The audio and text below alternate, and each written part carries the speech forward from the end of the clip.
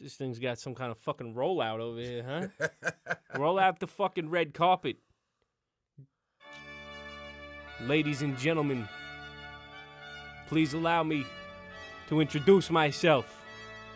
My name is Phil, and this is my friend, Fatz the Assassin. Some of y'all know me as Coast, actually. But today, I'm Phil. And welcome to the P.R.I.M.E Podcast. Episode 1. This monumentous, funiferous, I don't even know if that's a fucking word. Is that Yo, what's going on? Yo, would it be? What it Hey, do? listen, this is Fatz, the grumpy old man. You just don't understand. What? This is the P.R.I.M.E Podcast. Just politics, religion, ideology. Yo, money, let me ask you a entertainment. question about your mic, bro. Yes. I think that thing needs a little bit Viagra or some shit. Oh, what's going on Why with don't this you- thing? yeah, what's bi- going on with this thing? Let's start this off on the right foot. Yo, so what the fuck is good, man? How are you today? I'm good. It's been a crazy week, don't you think? I mean, yeah, I'd say it's been a pretty fucking stupid, crazy week with a lot of dumb shit happening. Yeah. Yeah, first and foremost, just like everybody, rest in peace to Kobe Bryant and all the rest of the people that were on that aircraft. 9 people, I believe it was 9 people. I think it was 9 people. Yeah, that was a crazy thing, man. I woke up and I seen that shit. I didn't wake up. It was like sometime in the afternoon, right? But when I first came to my phone on the internet, I seen one of them TMZ joints where they got their logo on it and it rest in peace Kobe Bryant. I'm like, what the fuck? Is this fake? Yeah, that was crazy. It was crazy. That definitely caught the world by storm. The guy he was definitely still a very young man, and just without getting overly deep, we just have to live every day to the fullest and enjoy every moment that we have while we have it. Everybody be saying shit like that when people die. But for real though, it puts everything into perspective for you. Like death, it's like you think about somebody that's that big, that's done so much, had so much accomplishment in their life Yes, at such a young age. absolutely. And then they're dead, and it's like you think about yourself, and you're like, oh man, I thought I would get to all that shit later. Right. You know what I'm saying? Winning Absolutely. championships and all that kind of shit. But for some people, it never happens, man. So every time somebody dies, you get this like instinctual feeling that you need to fucking do shit now. Like that's when it reminds you. It's like this has to happen right now. Whatever it is, everybody's got plans. Everybody wants to do something. Whatever it is, if it's not art, if it's you want to buy a house, if it's you want to fucking get a new car, if it's you want to try dick for the first time. Well, If you're a girl, I don't know where your mind went on that one, but that's what it is though. You gotta do shit now, man. I've always been a big proponent of doing things right now. right. I mean, to me personally, the way I took it is, it's funny because I definitely had a lot of respect for him and his skill and his craft and everything else like that. And, a lot of times you see a lot of people, sports stars, you see when they finish playing sports, a lot of them try to transition into broadcasting. I think he was more so transitioning into film, something you know a lot about. Yeah, I seen. I'm not even in front. I haven't seen much of his film work shit. I've seen commercials and stuff. But Right. why? He was acting in movies? No, he's basically like producing and making movies. Oh, that's dope. Like he was definitely on the. I think he won an award for a private film, for a short that he made, for That's a short dope. film that he made. But again, he was definitely trying to transition into a non-traditional athletic field. So salute to him and definitely condolences to his family. But not only his family, to the other families that were aboard that aircraft as well, because there was some lesser famous or non-famous people on there that lost their lives as well. So rest in peace to all of those souls that were lost that day, and moving right along. That kind of shit sort of goes without saying, man. Like, everybody who's on Facebook is shit like, oh, you only care about him because he's a basketball player. It's like, nah, we only know him because that's why, like, if they would have dropped any of the other names on the fucking helicopter, we'd have been like, who? Like, ordinarily, if they posted a TMZ article about the baseball coach, we would have been like, who's that? You know, it's always sad when someone dies. Absolutely. But this is a dude that's a fucking legendary basketball player. Absolutely. And there's people I seen on Facebook that were like, here come the Kobe posts. Like, wait for the Kobe dick riders. It's like, dude, how miserable you got to be in life that, you know, your brain tells you to say some shit like that. Right. Like, you know what I mean? Well, I mean, to be honest with you, the way I see things, and this is not even trying to be like overly philosophical or spiritual or whatever with people. When we're born, there's only one appointment that we're definitely going to keep. And that's the day that you leave.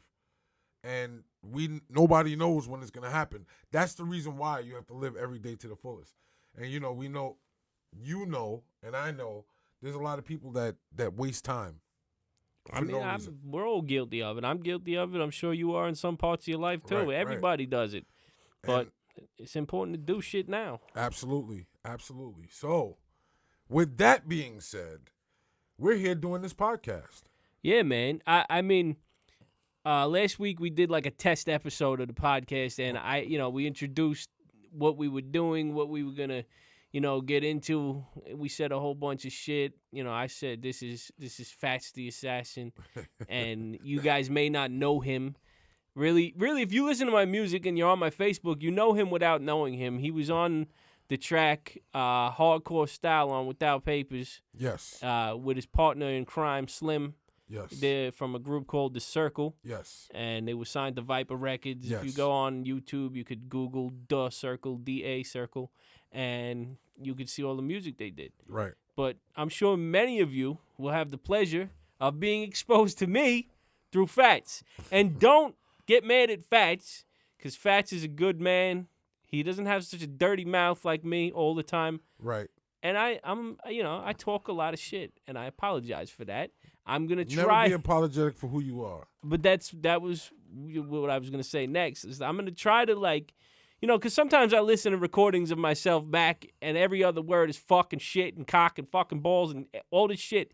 And yes, that's me. But I listen to it back, and I'm like, I gotta tone this shit down a little bit, because it's like, I don't know if these are crutch words that I use to get me to the next word, because I have a lot of thoughts. Right. But sometimes I just be, adding some filler in there with the English language, with the shit, piss, cocksucker, fuck, motherfucker, all this that George Carlin shit. You know what I mean? Hey, here's the thing, though. Here's the thing. Language is a beautiful thing, but language is also it's all about feeling. So if that's what you feel, say what you feel. This is, is this not the land of democracy? No, I'm a Republican, actually. You can't be saying shit like that these days. What do you mean? That you can't say you're a Republican anymore. Why not? Because Donald Trump. Everybody hates Donald Trump. So if you're a Republican, then you're Donald Trump. Here's my thing. I saw someone say online that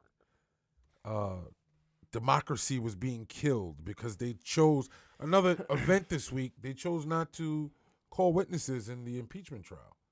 Did you listen to any of that PreTrial shit, like the shit they were doing? Not the PreTrial, during the trial, where they were talking about bringing in witnesses and they gave all their statements. Did you tune into that? No, I did not. Sir. Okay, that was one of the least tuned in things too, in the history of presidential impeachment. Like, right. Obviously TV is different now. People don't engage.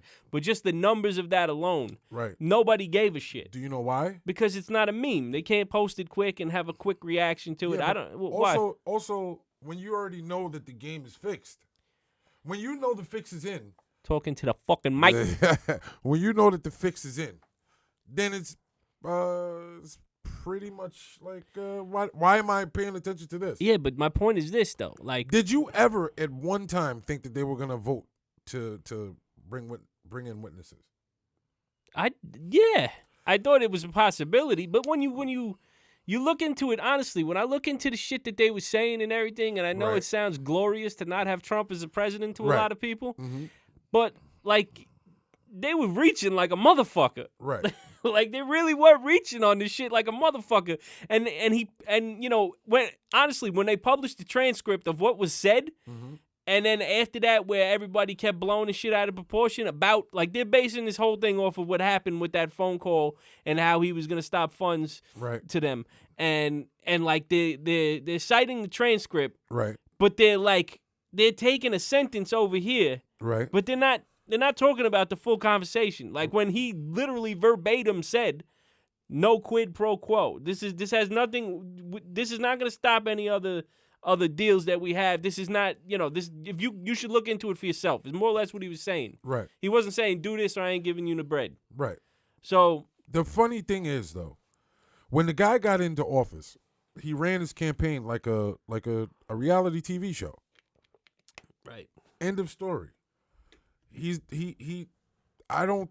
think the tweeting, we've never. Yeah, that's. We've never. Well, we've just never lived in a time like this. Yeah, but to have a president of the United States, the leader, the leader of the free world, to have this guy having direct quotes on Twitter, and under no one's control to kind of tone down the sound bites. It's that we're living in an era now where it's basically it's like you said, the meme era, and it's like everything is shock value. What can I say? And he has zero eloquence. This guy has zero. He's never had any. He's always it was very brash, very, his shit don't stink. Yes, and, yes. Yo, I'm not even gonna front, bro. I'm not anti-Trump, because I could all of this shit. When I see a tweet that he posts, I'm like, this motherfucker's got the biggest set of balls on earth. It's not that's not what I like about him. But here's the thing: when you a lot of people approach the political arena with emotion. When you take emotion out of it and you just deal with the facts and you just deal about what's going on, then you'll see something totally different. This guy is more or less a sideshow. So he's a complete sideshow. So everybody is so caught up in his movement that you can't even see what's really happening right in front of your face. And then I try not to sound like a conspiracy theorist, but I just want to. That's my angle and my approach. It's I feel like he's waving the red cape in front of the bull, and everybody's trying to kill him. The masses are the bull, just trying to attack him, and they're not even seeing everything that's going on.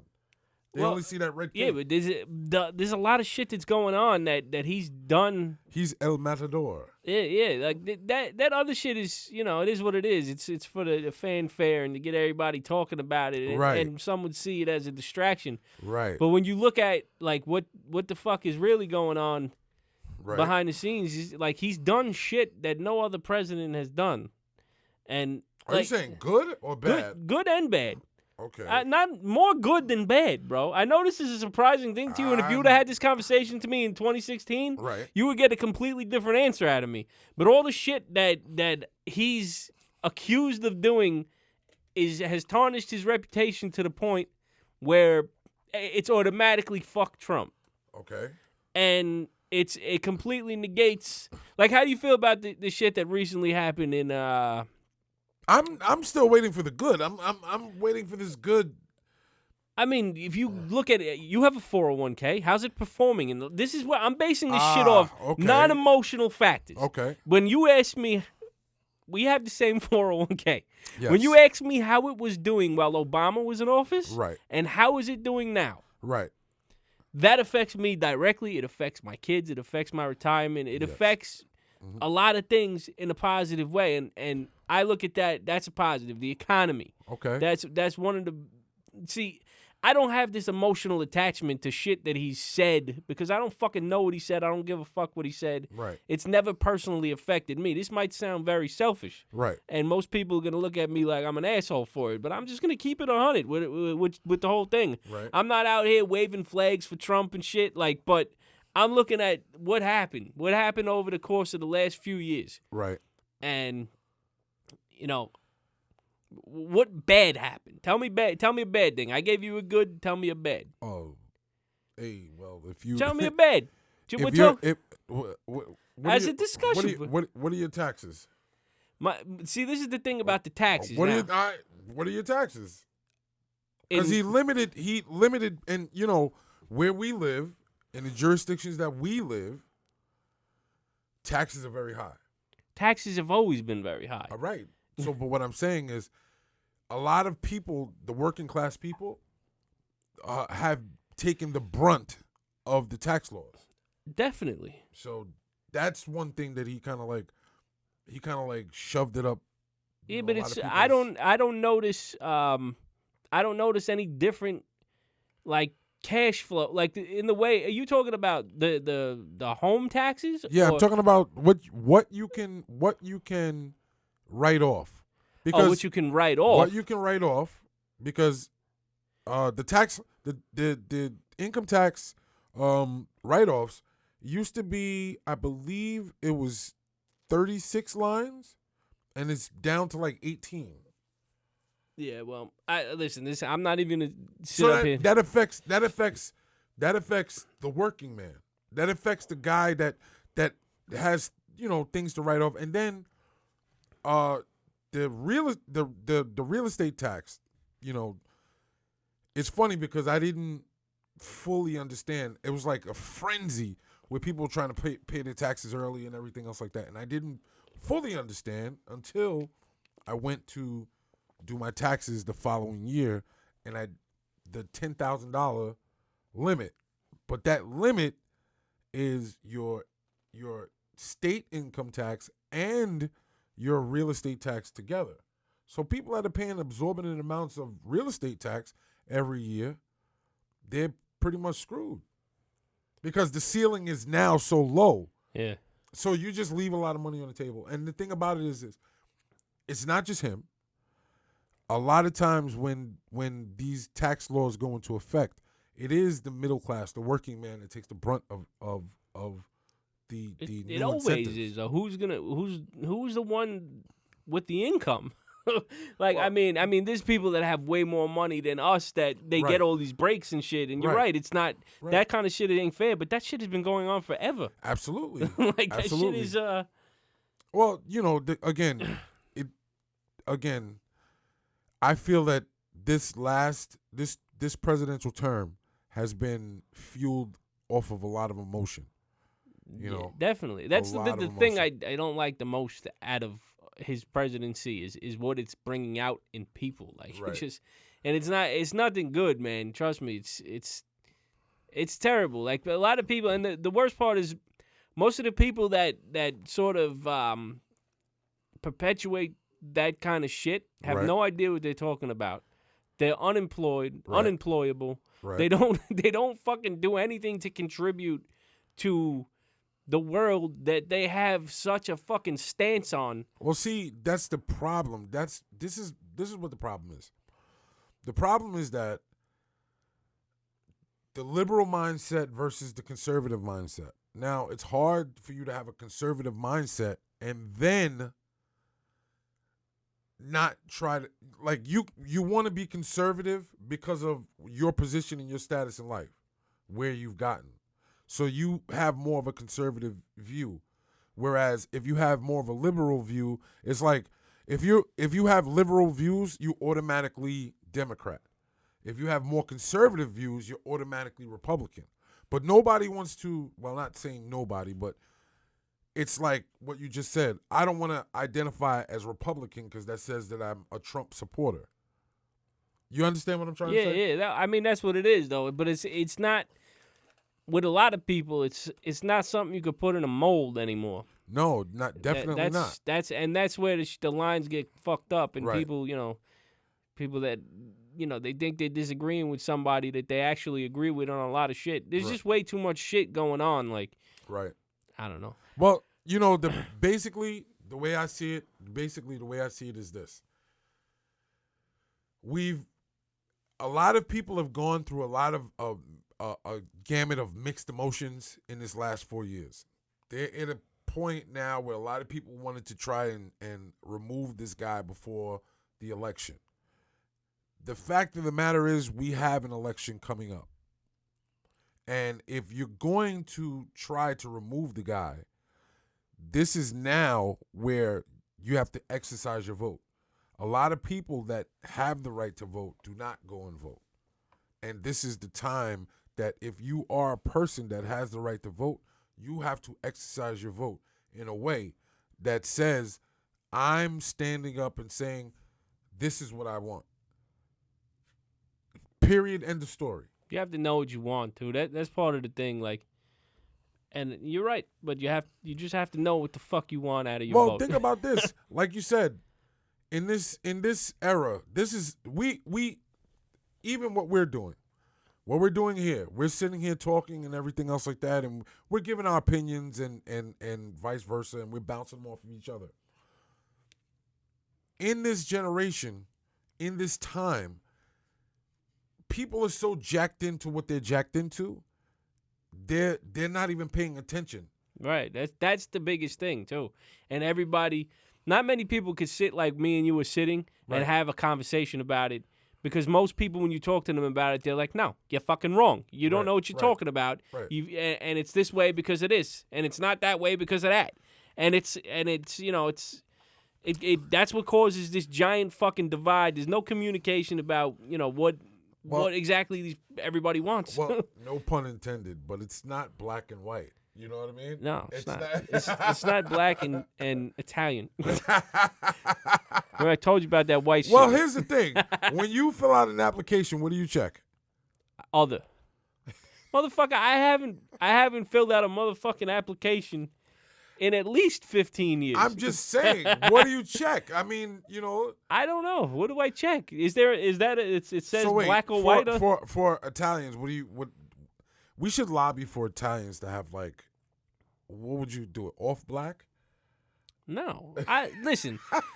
Like when people I've had this conversation with a ton of people. Yes. When I tell people I'm not white, I don't mean I'm fucking black. Okay. I mean I'm Italian. Okay, and this is a thing to me where it's like, I'm Italian. Just let me be Italian, man. I don't want to, I see what's associated with whiteness. Uh-huh. And I don't fucking do a lot of that white shit. Like, I'm Italian. Okay. I don't have traditional white, I don't know. Well, based on the colors of your flag, you could also be Mexican. That's the wildest shit in the world, too. And I think we should have a beef with those motherfuckers. I'm just saying, you guys is flying damn near the same flag. You know what I mean? They got that funny little shit in the middle. That little fucking. Here's my thing though. When the little decal on the cars. Yeah. It's who can tell what you're representing? This is an easy one. Who could tell? All right. So there's fucking 92 Toyota Camry. 7 occupants. 13-inch rims. Whoa. See, now you're on stereotype. I said from the naked wait a eye. second. What are you talking? And then they're going to grandma's house to have sauce on Sunday. See, you're a racist. That's what you wanted to turn that fucking thing around. It sounded like we were going stereotypes right now. You know what I mean? We were. But anyway, so I wanted to talk to you about something today. All right. We in the future, don't ever tell me you want to talk to me about something. Just start talking. Oh, just start talking? That's it. No, I just wanted to talk. All right, you know what I mean? Go. I'm listening. So, yes, you are a multifaceted individual. If people do not know you, right? And you and your cousin. Shout out Rocco. Shout out OG Rocco. Respect Productions. You can see it. Yes. You probably could see it behind me on the screen. You guys are working on a film. Yes, we are. We're working on a film. And what's the name of that film? Even the Score. Okay. And are we close to finish with that? There's many stages to making a film. We are in the last. Good. We shot the whole film. Right. Obviously, you know because you played a part in the film. Whoa, yeah. And we shot it last year. So okay. Everything else is post-production shit. Now it's you got to have the editing done, the color correction done, the sound, the score, and there's many hands in doing that. I did a lot of the post-production on editing, but I don't do the I don't do the sound. Right. I do the rough sound. There's so many. I'm not trying to get into a lot of it because I'll confuse the shit out of people. Right. But in the post edit, I do like there's 15 people that do what I did. Right. And then it goes off to people to finalize it. All right. So, but first, before we even go into that, Okay. how did you guys even get into making feature films? The feature film came because we did a pilot in 2015. We've been writing it since late 2013, I believe. Okay. Then 2014. Then we shot it in 2015. Okay. And then we did a couple of short films, and then it was just difficult to get something off the ground. And we were submitting it to festivals for shorts. Okay. And the whole time I was always like, we did Take It Back for those people that have seen it. It looks fantastic. Like Right. it was done really well. But we just hit a lot of roadblocks and shit. We took investors. We did a bunch of shit, and it was just hard to get off the ground a series. Right. Because there's so much involved. And at the time, even now, still, my cousin and I, we didn't have a great deal of experience, and it was hard to get people to trust us to make our vision 100%. Right. And we didn't want to hear anybody's opinion about what they wanted. Right.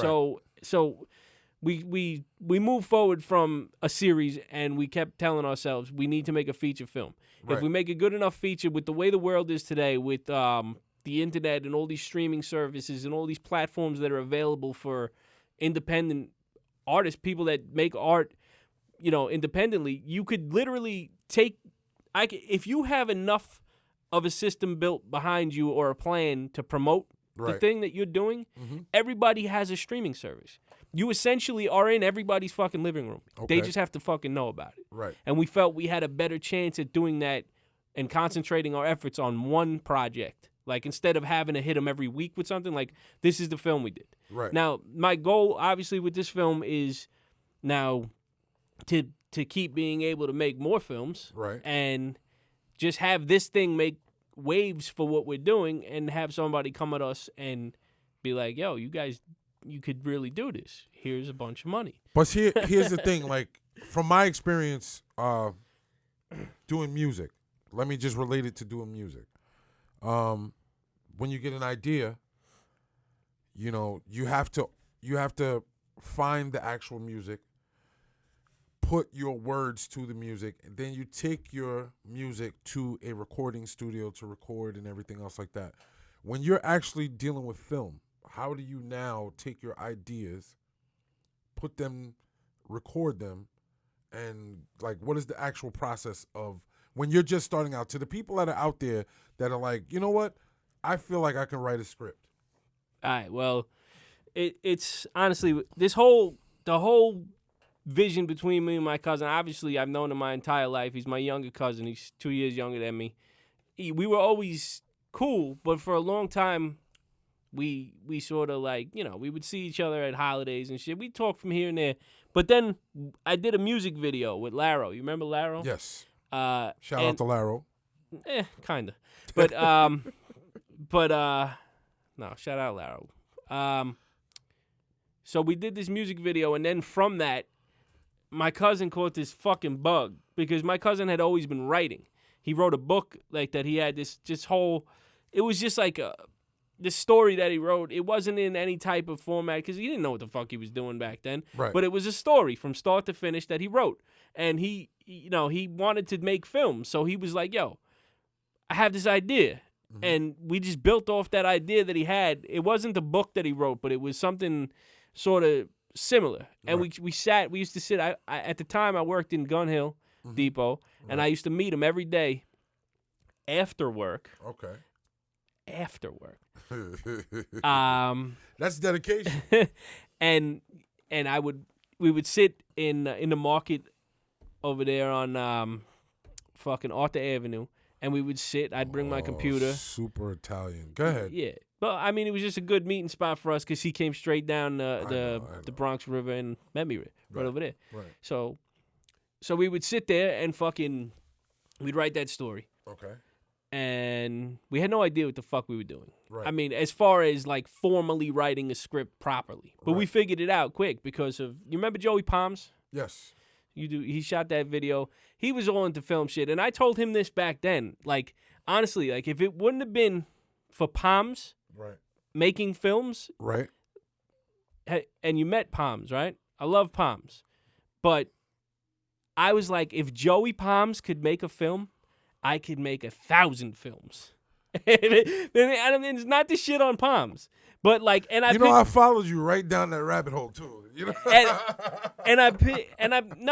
it was just like it wasn't that he's a stupid idiot or anything because he's smart, but it's like he was just a guy I knew. You know what I'm saying? Absolutely. Like, so it was like it was tangible. I felt like if somebody I know could make a film, then I also could make a film. So how did you now get into the technical aspect of Well, it? the technical aspect, that was the point of me mentioning Lara before. Like, the technical aspect of shooting video and editing video was always sort of in the background for me because I'd done a bunch of music videos. Okay. I knew certain shit about film, and a lot of the shit I knew that I thought I knew about films, I also saw Joey P.R.I.M.E doing with shoot. He shot the Immortal Technique and Diabolic Frontlines video. He shot a bunch of other videos for Sean where I was present, and I was just looking. I was watching. I started doing other videos on my own, and I just figured it the fuck out. Right. Like, but, I always recorded music since the early 2000s. I've been recording, so I was familiar with all the software that I used, and it's very similar to film editing software.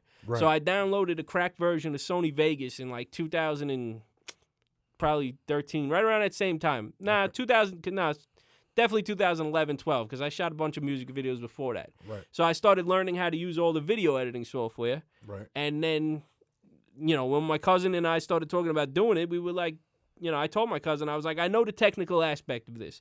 I don't have the patience to sit and write 100%, but my cousin would have really good ideas, and he would throw them at me, and then we downloaded this software called Celtx. So if you want to start writing, I had to say all that to get to this. Right. If you want to start writing a script, download Celtx immediately. That's CELTX. Okay. And it's going to show you how to put script into proper form. And if you watch enough films, you could understand a story arc. Then you start looking up different story arcs. There's a couple of different ways to tell a story. Are there like templates? Online, if you wrote example of story arc for a film, there'll be a bunch of shit that comes up. The best thing, when you download Celtx, in Celtx at the time, now I don't know if this is still there was a copy of The Wizard of Oz in Celtx. Okay. So once you could see it, like when you have the type of mind that I have from writing all these years, I've been writing since fucking the mid-90s, writing rap. Right. So, once you write, you have strengths as a writer that you don't know you have that carry over into writing film. So once you could look at that writing in that program, Celtx, right, you could see the rhythm of what's happening if you could pick up on it. But you now have pages to thumb through inside the app where you could read how the script is formatted. Exterior, night, fucking whatever the road is called that they're on, whatever. Right. It'll say Scarecrow, and then you see what he said. And then you could picture it in your head in the film because you've seen the film. Everybody's seen The Wizard of Oz. So now you start to think in a different way. Yeah. So you start to visualize, and you pick it up, the steps of like visualizing what you're trying to convey on the screen. Because it starts to make sense to you. Because you start looking at the paper right, and then picturing the movie. I even went back and watched, right, again, The Wizard of Oz with the script in front of me. Like, and it seems pretty rudimentary, like a weird place to start. But right, once you see it and once you can make sense out of it, then you could take your own formula and inject it into you have the plan now. Right. Every film, you know how when you're watching a film, you can sort of feel what's going to happen next? Right. That's all part of the arc. You have, in a hero's journey, it's called. It's a one way of telling a story. You have an arc with a beginning, a middle, and an end. So right, you're going to have something that happens, what happens in the middle, like leading up to that, then the climax. Then usually you'll see, like, something that happens that sort of tells the viewer, like, oh, shit, this was all for nothing. Like, we thought it was going to come to a head back here. right, And then there's another fucking conflict over here. right, Then you need to get past that conflict and come to a happy ending or a sad ending or whatever. right. And then, but you could feel it. When you watch a story, you could feel what's going to happen next. So now you've written your script, you've gotten good enough to now you have a script that is worthy to be shot. Now what do? You humble the fuck up. You go out. It depends how you want to handle it. Do you want to do it yourself, or Okay. do you want to try to get other people involved? Like, the thing about it is, with the first thing, we learned a lot of shit about what we wanted to do moving forward with a feature film. Right. We didn't want to listen to anybody. We wanted to do it ourselves. So after the script is written, then you have to go out and you have to find people. Like, I couldn't possibly do everything myself. Right. Like, I couldn't shoot everything. I couldn't fucking be behind the camera and on the camera. Even though there was points in this film, you were there. You saw that I was behind the fucking camera, making sure everything is right with lighting, making sure everybody's in the right place, making sure, like, you know, when certain really important shots were happening, we couldn't blame anybody but ourselves if we didn't get them. Now, because it's such a technical thing, just me being on set now, in the days of The Circle,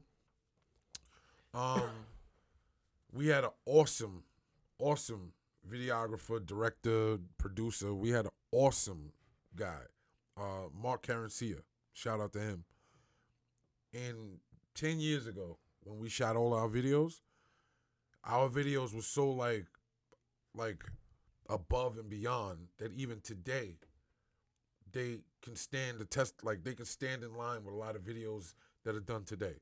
I say all of that to say he was the brain behind it. I just was on the camera. However, when I was on set for Even the Score, I saw there was a lot of technical things that were going on as far as, like, how do you light a room, how you know, the angles that you shoot from, how shadows are cast and things of that nature. And that's just me, you know, picking up from my, you know, small involvement. So how did you guys go about learning that? We fucked a lot of shit up first. Right. We fucked a lot of shit up. Like, we spent a lot of fucking money that we didn't have to spend. Right. And when I say we, I mean mainly my cousin. My cousin, I'm not going to sit up here in front for nothing. Like, I do the technical shit. My cousin puts the budgets together and he makes it happen. Right. I have gone into my pocket and spent money, but he is the guy. Right. He's the guy that funds the shit. Right. He's the guy that come up with most of the ideas for stories, and then we sit there and we kick them back and forth together. Even the score he wrote with Rob Woolman, who he's playing my brother in the film. Right. So him and Rob wrote even the score from top to bottom, and then, you know, I was involved. Like, he would make me read it, and then we'd tune it up and we go through it and shit. But those two wrote it. But the question is, we would have to learn through trial and error, man. That's really the only way. In order, like, so moving forward from that, we knew what we were capable of getting out of what we were capable of giving. So the reason why the film, like, you saw the film doesn't look like we shot it on such a low budget that we did. Right. Like, you saw the shot where Rocco fucking slams the dude through the wall, bro. That shit, if you had to do that more than one time, like, that could have easily been a $50,000 day. To Right. do that, if you had to do that, like, on a real film set, they would have done it 15 fucking times. Right. And they would have had to rebuild that wall every time. Right. Rocco and the dude he was fighting with, Giuseppe, they choreographed that fight, and they did that fight 100 fucking times. Right. So when we went to shoot it, that was the money shot. That was the fucking cum in the eyeball right there. Right. That was it. That was like, it had to be right. And that's why when Rocco was like, I'm trusting you with this scene, you are directing this scene. Right. You know what you need to see on film. Here's my shot list. Make sure it happens. Right. And I made sure it happened. Because so now, when you guys are now shooting these scenes, when you plan now, how do you go about with, like, location? How do you go about with equipment? What is the plan? Well, on Even the Score, the plan going forward, we knew we needed to have a strong team of people working for us. So we, through one of the producers, Rick Kern, we had been shooting one of the episodes. of Take It Back when we were trying to. This was after the first episode. We were trying out different directors, and Rick had brought a production assistant, Nick Gramonti, on set, and I met him, and he was a kid. He was in film school. He wanted to be a DP, and he was good at what he did. Like, he was talented as a DP, and, you know, he was young. He was in school. Can you give people the term that you're... What? DP, what does that mean? Director of photography. Good job. So he was in Five Towns College for to be a DP, and also his friend Nelson. Okay. I think he was a graduate already, but Nick knew him. So we brought on Nick and Nelson when we shot this film because we had worked with Nick on a short film after that. We worked with him on Take It Back as a production assistant in not the original episode of Take It Back, but that's how we met him. Right. That's how we got involved with him. And then he shot a short film with us, and we were like, yo, we want to make this feature. Right. How can we get it done with the budget we have? Right. And we just put the whole shit together like that. We used Nick. We used Nelson. We got other... we got the sound dude from somebody Rick knew or somebody Rocco knew. I don't know. Rocco digs in places that you wouldn't even imagine to dig in. Absolutely. And pulls out these fucking shiny little turds. Okay. I'm going to be honest with you. It's just, it sometimes it's hard, and it's you know, we work against ourselves because we don't have billions of dollars or millions of dollars to shoot these films. Right. So we kind of have to sift through a pile of shit and Right. pull out the diamonds. You know what I mean? And if we did have a ton of money, we wouldn't have as many headaches as we end up having in the end. But we also, you know, we make shit happen that, you know, it wouldn't ordinarily be possible off the budget that we end up spending to make, you know, to do this shit. But. So now, as far as actors go, how do you go about reaching out to actors? I mean, fortunately, over the past few years, from Take It Back, we met a bunch of dudes, and we met a bunch of male and female actors and actresses. I don't want to just say we met a bunch of dudes, but we met a bunch of actors, and then moving forward, when we would have something, like even the short films that we did, we would hit these people up and be like, yo, we got this. You want to check out these sides? And we'd send them the script, and they'd be like, yo, I'm down. I don't give a fuck. I'll do it. Right. A lot of these dudes are hungry, man, you know, and then, so if you watch Take It Back, you'll see that we have Nick Calhoun, we have Anthony Bisiello, I believe he pronounces it, and Rich Haddad was in Take It Back, but he was an extra. Right. And obviously me and Rocco. Right. So we have a similar cast. We have Jonathan Gundell, who's playing one of the villains in this film, who was also a villain in the other film. We have Steve Mason, who is a villain in Take It Back, who's also a villain in this. And we did this because we love these dudes. We loved their performances, and we felt like Take It Back, you know, it is what it is. It went on YouTube. It's like up there, but we really feel like this is going to do something, and we wanted to do it with these guys because we really liked working with them, and we wanted to move forward with them, and it just worked. We knew what to expect out of them. Now, what is the pros and cons also of the decision to go feature film or web series? Because web series is a very big thing now. I believe they even have like a web series award now. Yeah, they probably do. And I'm not, you know, I don't want to shit on a web series, but it's a thing. You know what I mean? It's like it's a web series, and there's a lot of them that are done very well, and there's a lot of them that aren't done very well. Okay. But it's never going to have the life of a film. I'm sure there's people that tune into certain web series every week or however often they come out, and they love them.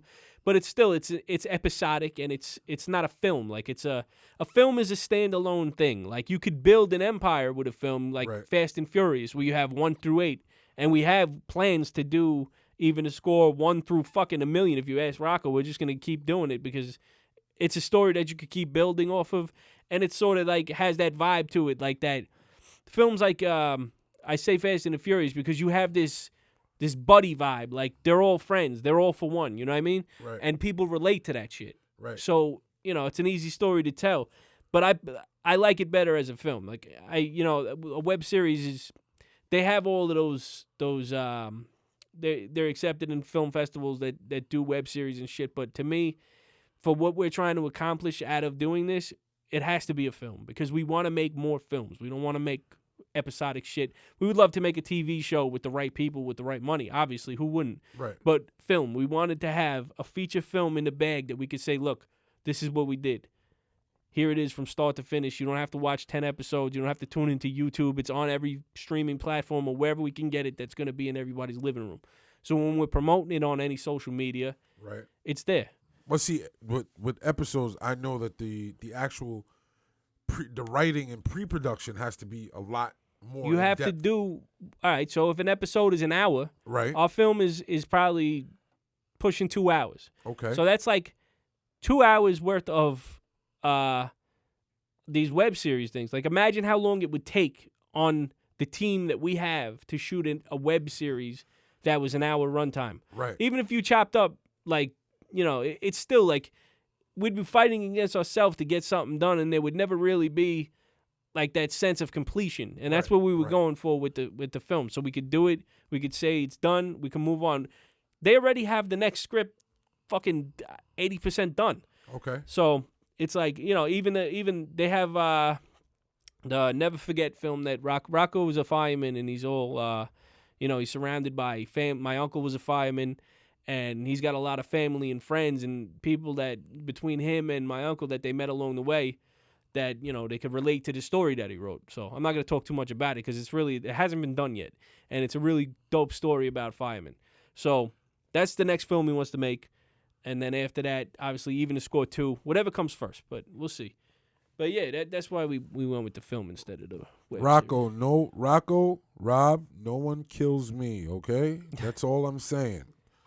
Don't worry, man. There'll be opportunities. They're like, hopefully we could just continue making films forever. You know what I mean? No matter what happens, you know, if it's in the background or if it's up front, we still plan on making shit. Like, we just love doing it, man. What's your most enjoyable part of it? When it's done. Like, when Take It Back was done and we premiered it in that theater, we sold out 2 fucking screens. And watching, like, even when I played you to edit the other day, just looking at people, like, looking at what we did, because at a certain point when you're doing art, it starts to, like, you start to second guess yourself and you start to be like, is this shit even good? What did I do here? I'm sure it's happened with music before where you've heard your shit so many fucking times where you're like, I don't even know what the fuck I'm listening to anymore. Absolutely. So it's even worse when you're watching something. And I don't have a lot of this thing where, like I could convince myself that my art is the greatest. That I don't have that. I'm the worst in the sense where I think it's the worst all the time. You're very critical of yourself. Self-critical. I'm critical, but to a point where sometimes it's almost self-defeating. Like, I don't believe in me as much as other people do.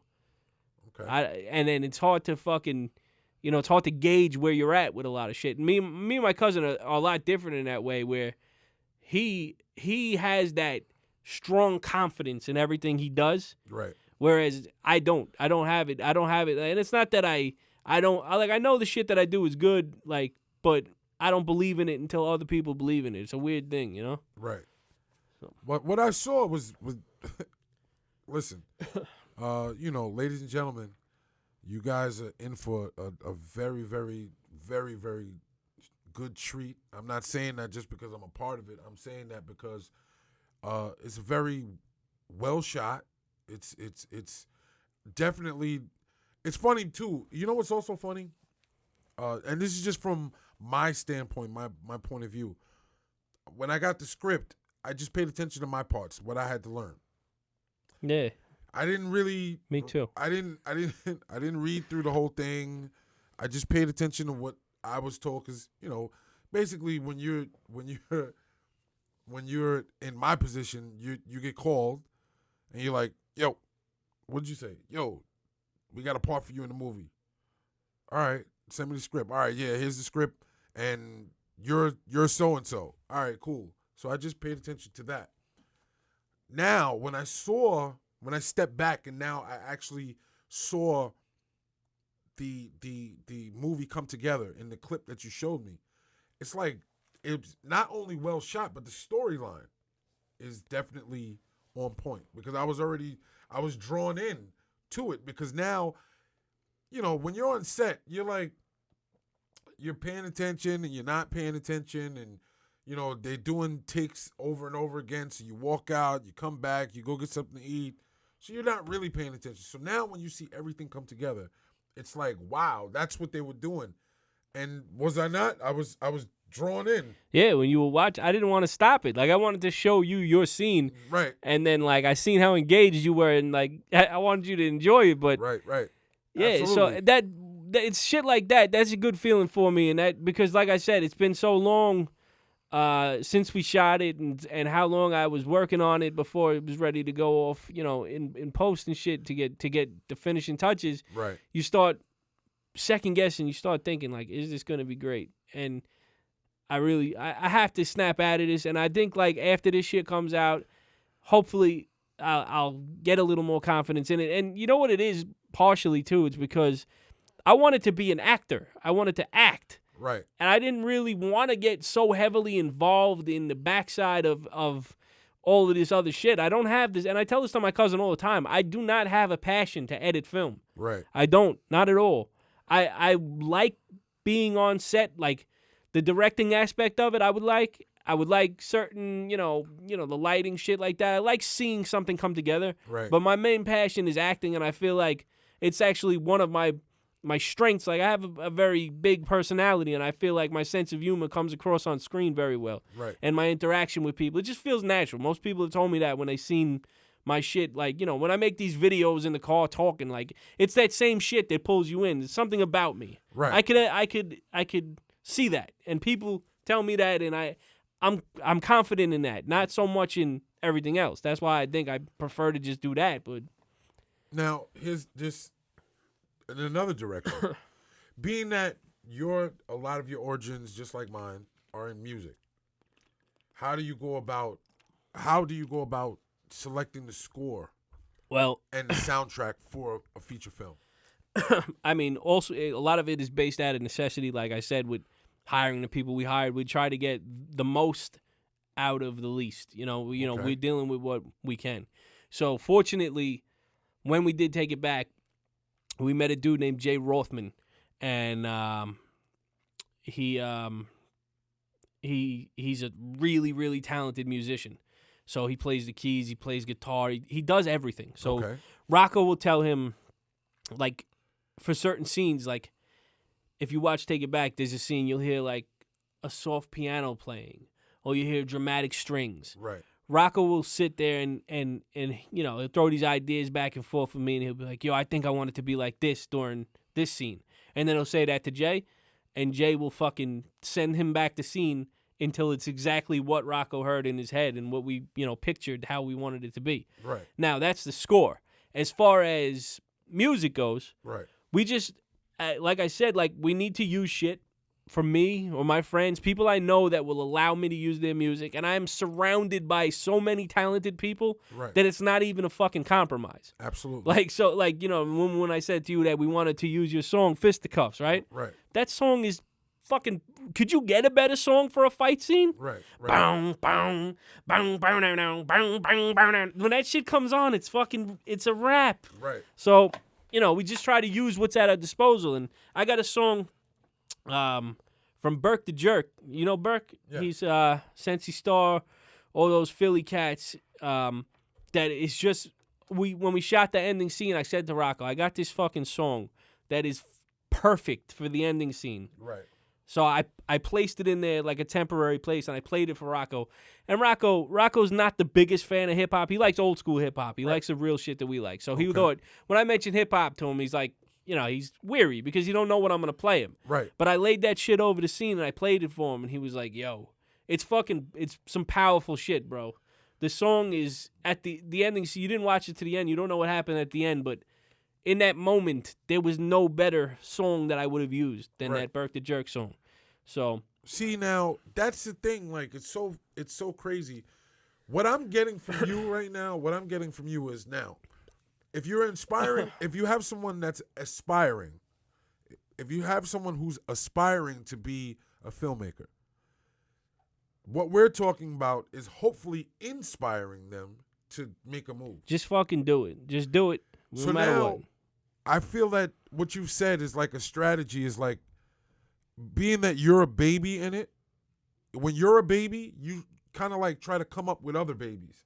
So you find people that are coming out of school or people that are trying to get on just like you, and you all become like minds and try to create together.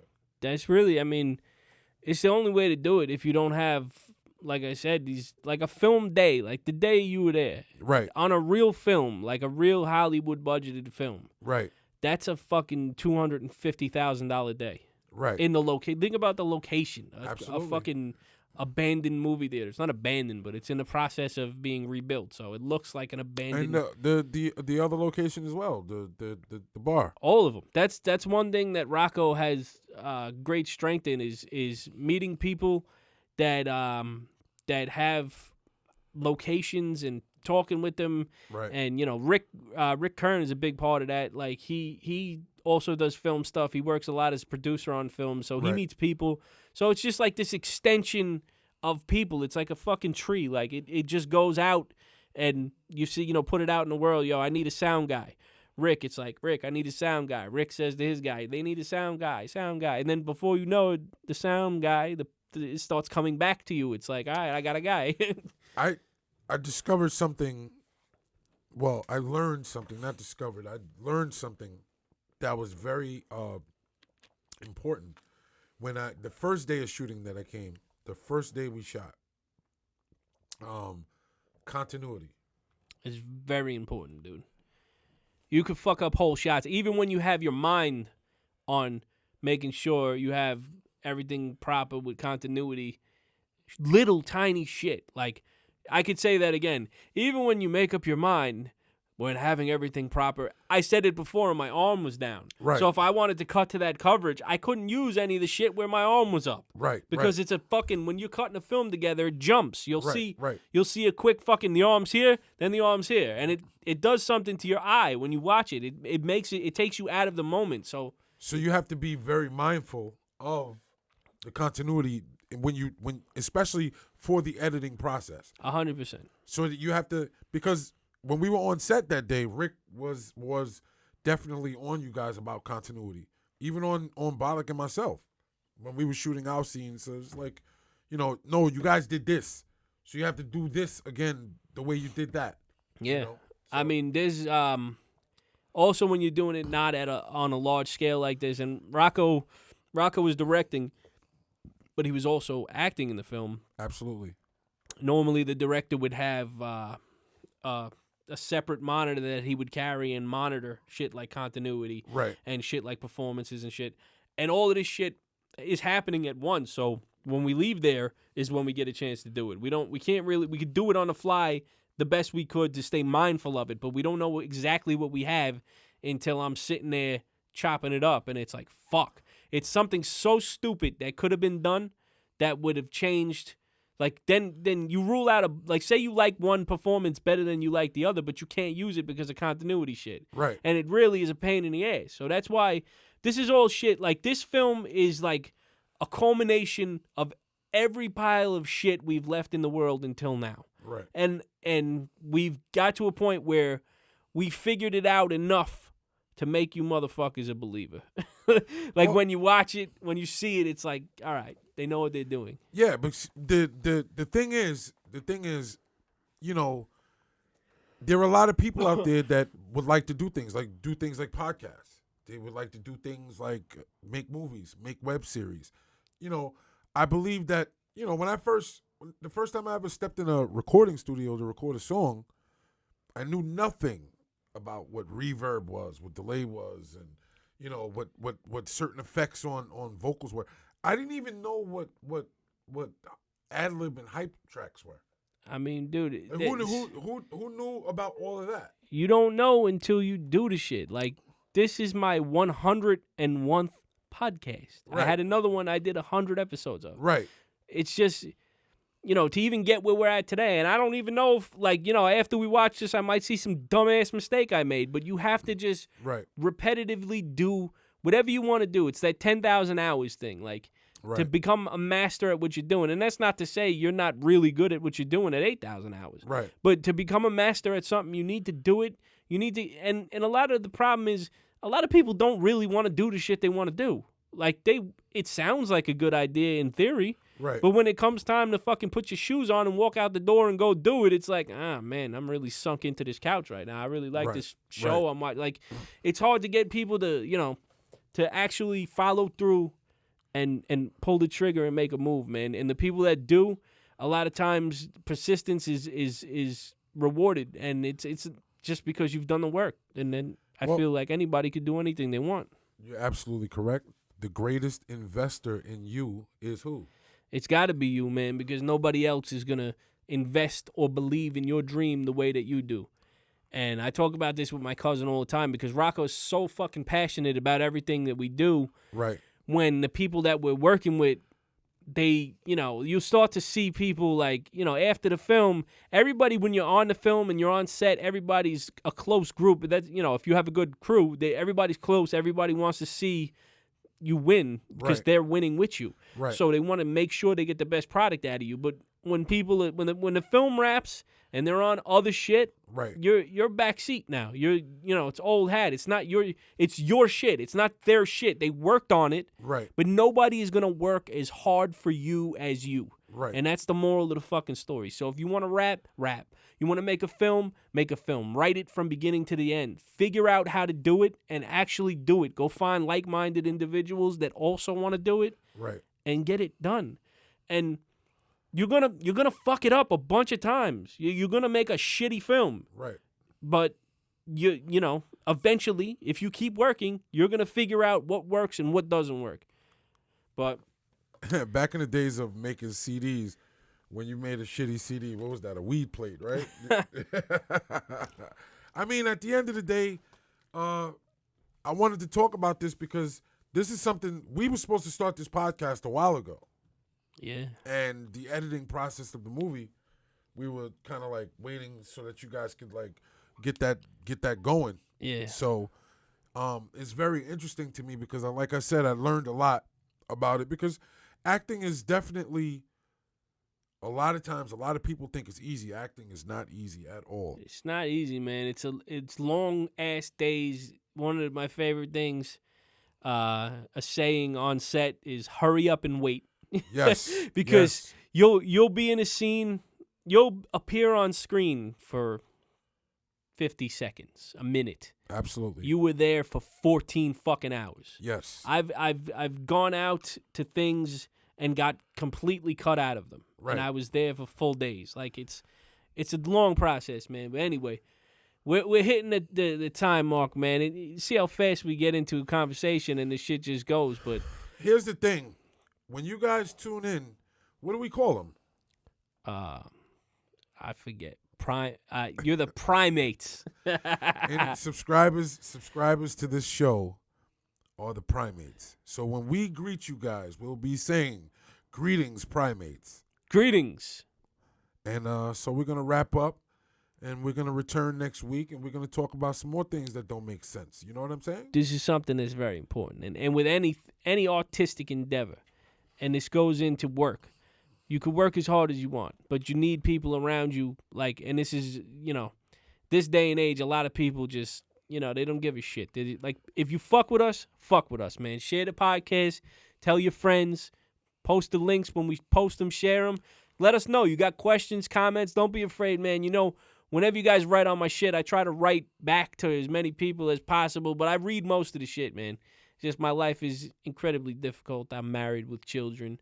I have a broken back, and I'm generally grumpy most of the time, and so is my fat friend Fatz. So yes. He understands fully. But, thank you, motherfuckers. Peace out. We'll see you next week. All right, bye.